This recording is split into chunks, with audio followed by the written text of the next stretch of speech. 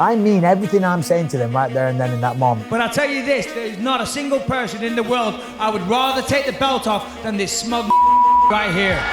But if we're gonna fight, it just triggers something inside me. I'm like, okay, well, you can go fuck yourself. Psychological warfare as well, you know, you gotta put that doubt in your opponents. This man is a cheat. This man is a fraud, and I will make you pay for your mistakes tomorrow night, my friend. I'm gonna fight you, and I take that personally. And this is the motherfucker that's gonna try and knock me out. To win the belt and the world champion, you know, realize the dream. That was incredible. When I was younger, I didn't have much. You know, I didn't have friends. I was around a lot of violence as a kid. That's all I knew. All I knew how to do was fight. And I was bullied a lot. And then one day I was like, fuck that.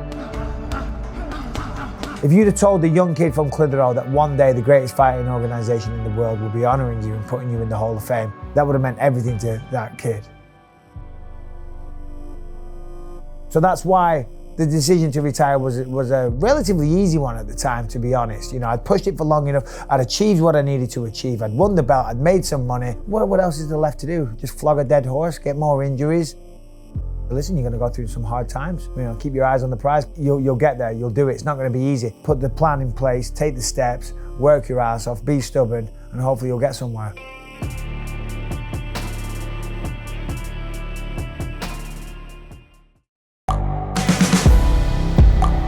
The world is changing. Inspiration is everywhere. It has never been so easy to connect, share, and bring people together. We're learning from others and finding the best in ourselves. Challenging our beliefs. Sharing our vulnerability. Overcoming our fears. Transforming ourselves so we can transform the world. How far can we go? This is London Real. I am Brian Rose. My guest today is...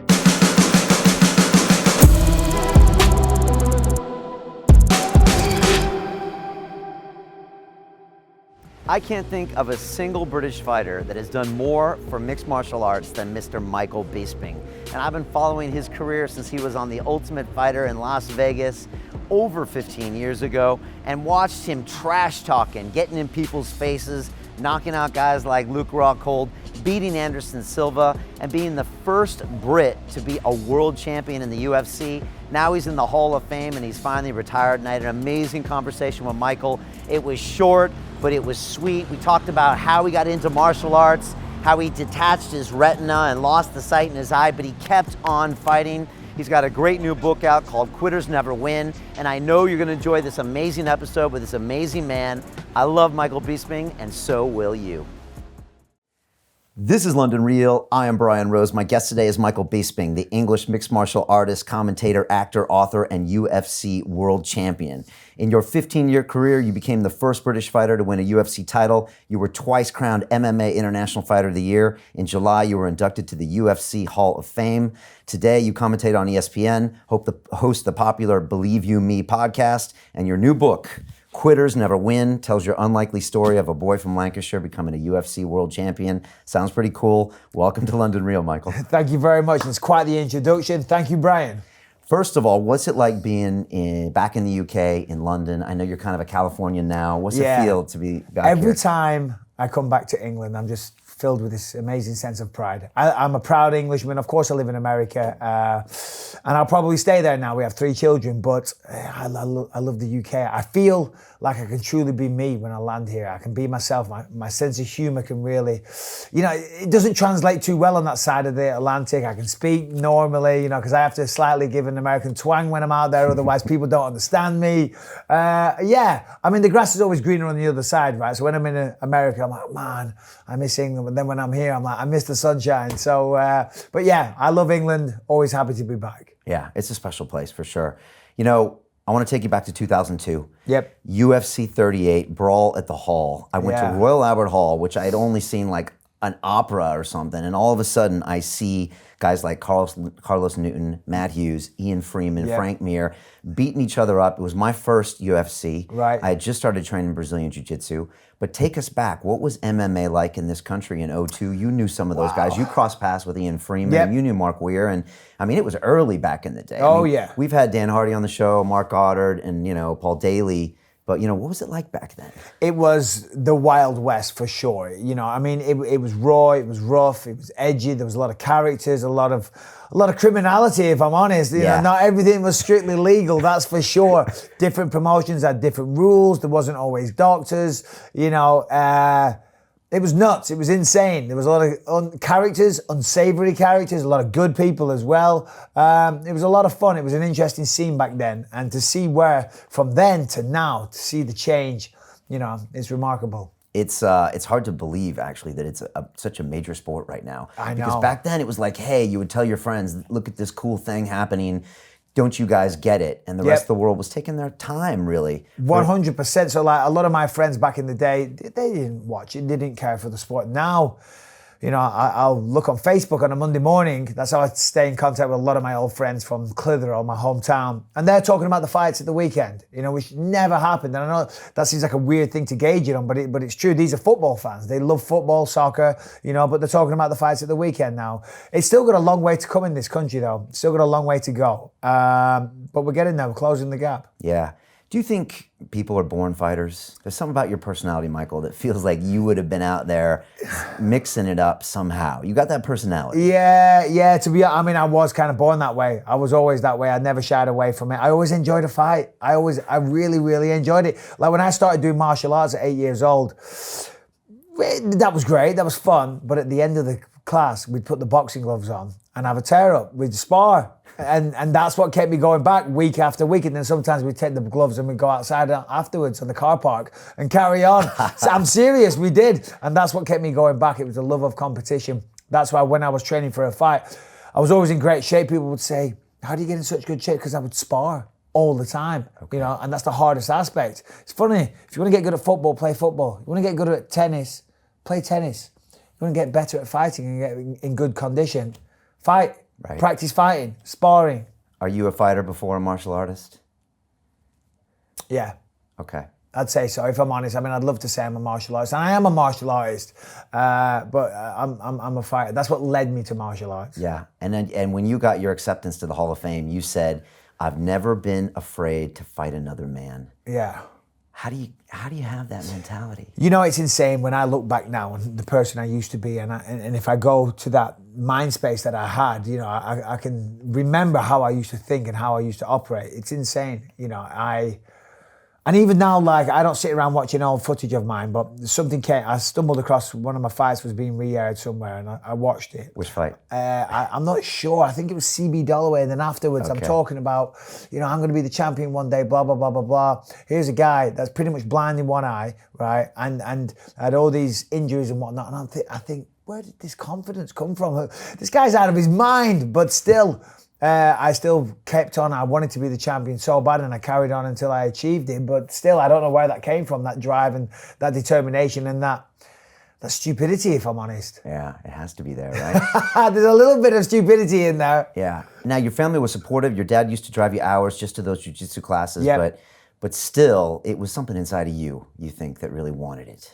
Yeah, 100%. I mean, unfortunately, I never went down the whole education route. I went to college very briefly, dropped out, didn't like it. I got decent grades at school, so I was able to get on the advanced electronical engineering course, which I had no business being on because it sounded like double Dutch to me. I couldn't understand any of it. And why I was doing advanced electronical engineering also, I have no interest in that whatsoever. It was the most boring thing ever. So, I dropped out pretty quick. One dead-end job after the other because, unskilled 16-year-olds, the world isn't looking for them. Right. And there was no money in fighting and no obvious career path. No obvious career path. Back then, mixed martial arts didn't really exist.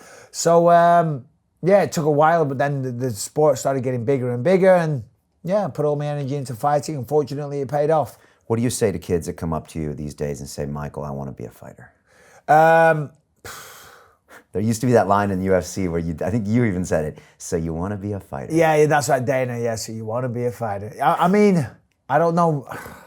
I don't necessarily encourage it for people. If they want to do it and they're committed to it and they have the talent and the ability, go for it and give it everything you got. But you got to be fully in. You can't dip your toes in it. It's not something you can play at. You can't pussyfoot it. You can't half-heartedly become a fighter. If you're going to do it, all right, go for it, 100%. But I wouldn't recommend it. Hopefully my children don't do that. They don't follow in my footsteps. I kind of think I fought so they don't have to. Now, don't get me wrong, mixed martial arts has enriched my life in ways I never thought possible.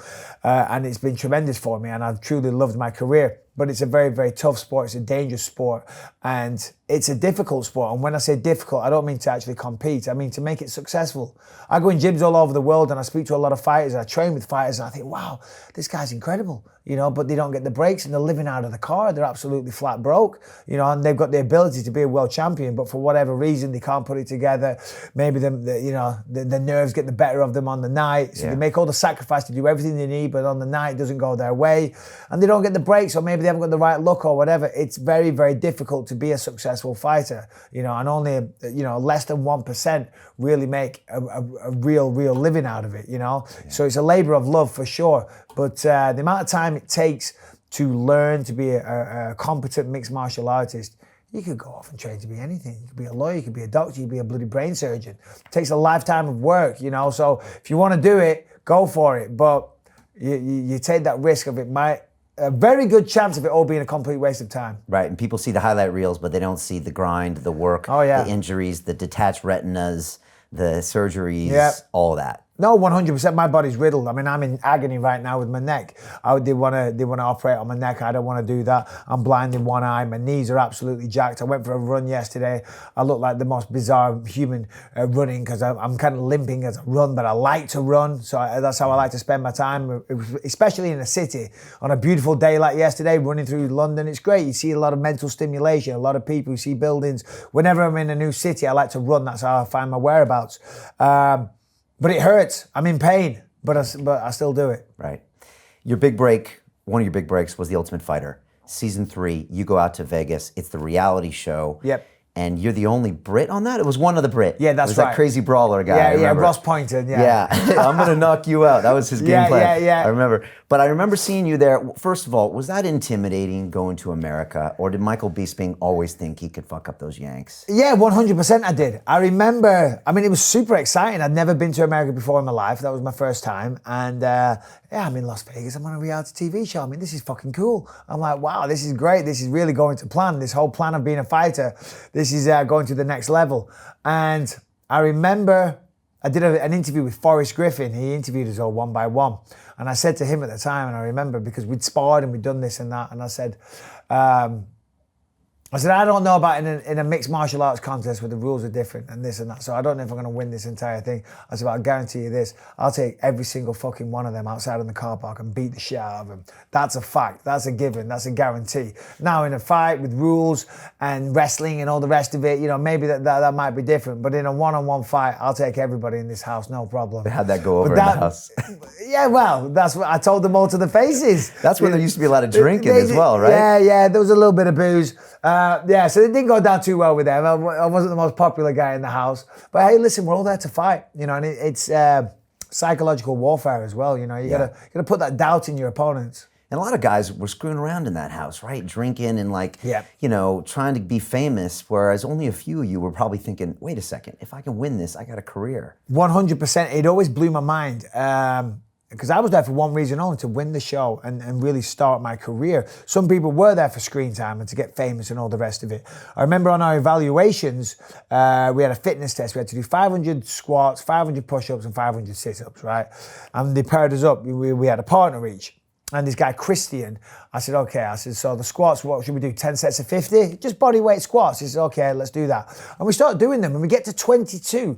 And he's like, my legs. I'm like, really? Because we still got another 478 left to do. And you're in pain after 22. And he's like, well, I was going to use the show to get in shape. I'm like, what do you mean use the show to get in shape?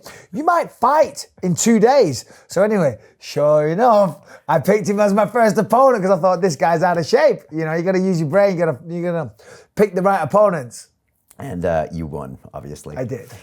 You used to like do all sorts of heavy work. You used to climb around the cage at the end. I mean, you were like trying to be the hardest working guy on that show, weren't you? Well, yeah. I mean, I've always been probably the hardest working guy in the gym. Oh, it's still to this day as well. When I go to the gym to lift weights or whatever now, or even when I go on a run now, my wife refuses to run with me now because we always end up arguing, right? Because I don't know, when I'm working out, I just go into the zone. If I'm in the gym and people come and talk to me, I don't mean to be rude, but it's like, I'm working out, buddy. I'm not here for a social event. I'm here to work out. I do a lot of supersets. I don't like to rest. You know, I like to get my metabolism going. If I'm running with my wife, obviously she goes a little slow. So I'll stop and I'll wait for her to catch up, right? So then we can run together a little. But then 30 yards away from me, she stops running. I'm like, what are you doing? She goes, well, you've stopped, so I've stopped. I'm like, no, I've stopped so you can catch up. And then as soon as you get close to me, we're going to run again. So then we end up arguing and stuff like that. So we don't run too much together.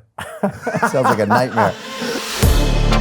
To continue watching the rest of the episode for free, visit our website londonreal.tv or click the link in the description below.